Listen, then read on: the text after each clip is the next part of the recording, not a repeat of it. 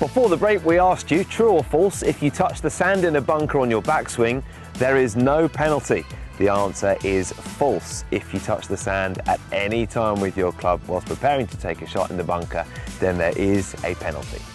Well, here at the Oxfordshire this week, there's 135 bunkers on this golf course. They are everywhere, and you're bound to go in one along the line. When it comes to long bunker shots, and I'm talking in a region of 7-iron all the way up, you step back, you have a little look at it, and you think, well, that trajectory, that's what I need to get out of it. Well, for this one right near the lip, I got myself a 7-iron. Now, how I go about it is, I got to stand tall, I got to be level with the ground. The ground's like that, so my weight is with the lie of the land. All I'm going to do is get stable base. I don't want to do too much movement with my legs. Stay strong and tall. And I tell you what, watch what happens. Nice and clean. And I tell you what, ripper to the 6-iron. 5-iron, same again, tall, strong. Bit too much sand that time. 4-iron, you can be really aggressive. Sandy Lowell beauty, 18th hole Augusta. Oh, look at that, gunned to 10 foot. Down the slope, holds it, gives it the jig. Green jacket, thank you very much. Anyway, then you come to the wood in your hand. I'm so far enough back now, I know I can get it over. Now, tall, central balance is a must to get this baby coming out lovely. And I tell you what, easy peasy, lemon squeezy. Now, Mickelson, last week, Barclays, he had this shot in the bunker and he chose to punch it. It was windy. He thought, right, I'll keep it down. It's going to generate a lot of spin, and it did backspin towards the hole. But he got it just a bit further back in his stance and ripped it straight down there. Lots of spin, lots of grab, a lot of control. But say you've got a big lip in front of you and you need to whisk one off the top. Same again, just as the irons. Nice and tall. And you get a nice high floater. And I tell you what, that's how you do it, chaps. He's been in good form, hasn't he, John Morgan, of course, former EuroPro and PGA Tour player. I'm Richard Kaufman alongside Ross McFarlane. William Harrell trying to chase down the leader, George Walger, finds himself 4 back now and he's got one of those bunker shots John's been demonstrating. Yeah, down the right-hand side of the strong par 5/8. His drive found a large bunker down the right and he's left himself a long way back. Yeah, he's got a tough shot, isn't he, in 3. Now Walger, where's he going here? Up the right-hand side. There's a big layup area over there. It's not challenging the water yet.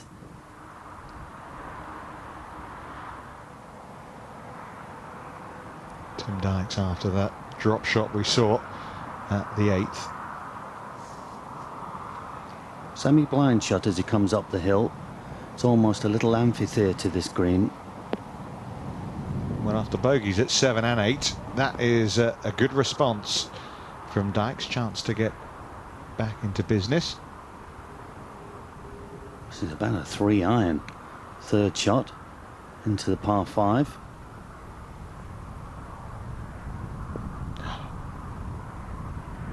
That's in the lap of the gods. That may be wet. It was on line. It is a heart-in-mouth moment, isn't it? Still fully little punched 6-iron, maybe 7-iron. Fabulous. He's playing beautifully. He's controlling his flight. Now, come on, Tim. Off to a great start, but it's been undone. Oh, dear. Level par front 9. Could have been so much better. Sticky Hodgson, good to see him playing really consistently.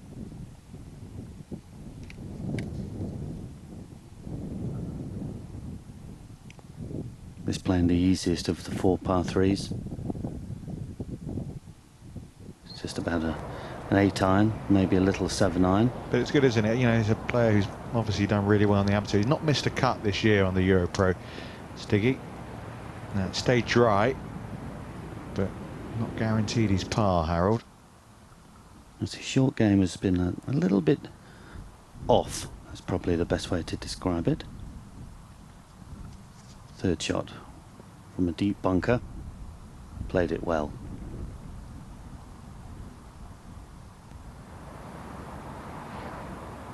Well, this would be to guarantee to stretch his lead even more to at least 5.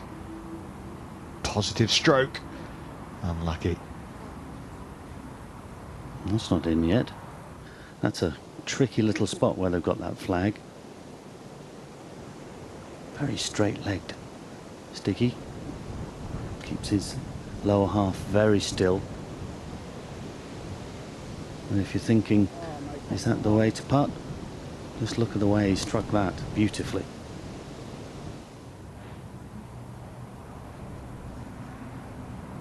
Got to keep making these, hasn't he, Harold? Particularly given where the man he's playing with is positioned right now, and back he goes to 10 under par.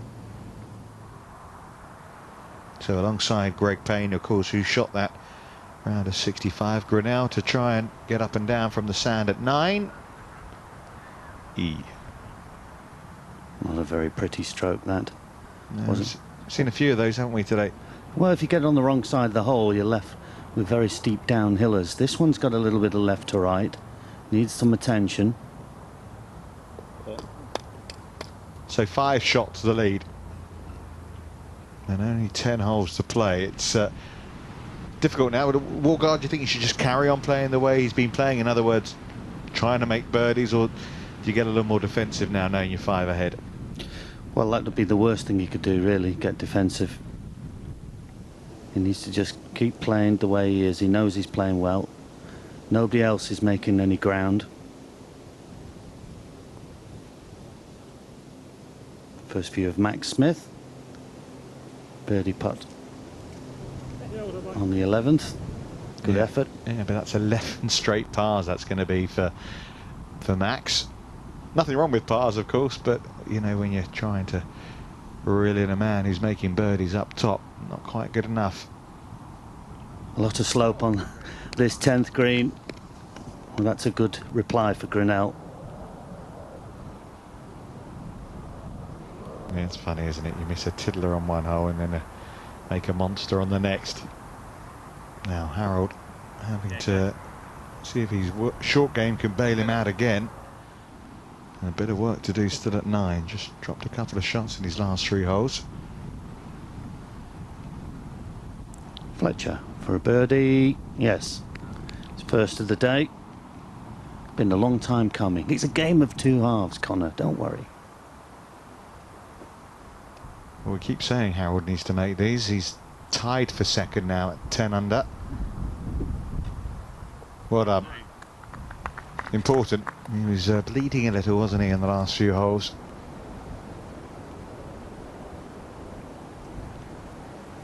The leader also made par on that 9th hole. Grinnell on the 11th. That's a poor shot with a short iron. No more than a 7 or 8 iron.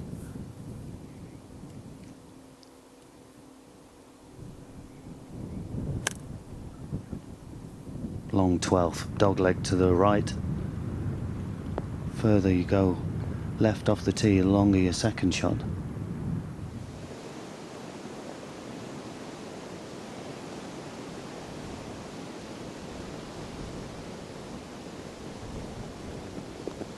That's nicely done. Should guarantee his par there. Grinnell stays at 8 under. But unless Woolgar's going to come back at them, there seems a little hope at the moment for these chasers. Dykes. But it's so important, isn't it? Everyone playing for different things. Of course, top 5 to get into get your Challenge Tour card at the end of the year. But you need to be in the top 60 to make the Tour Championship, which of course is a big money event at the end of the season on the EuroPro Tour. No, not going to be an issue for this fella. No, Woolgar has gone from strength to strength today. 1 shot in the lead overnight.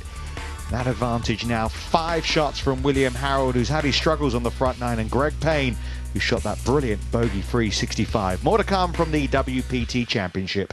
So George Woolgar playing absolutely superbly, still 15 under par here at the Oxfordshire. Can anyone catch him? The leaders are now on the 11th tee. Join us to see what happens in the last few holes of this EuroPro Tour event next. Before the break, a quick question for you. A ball on the fringe of the green is marked, lifted and cleaned. Is that a one-shot penalty or a two-shot penalty? We'll tell you after the break.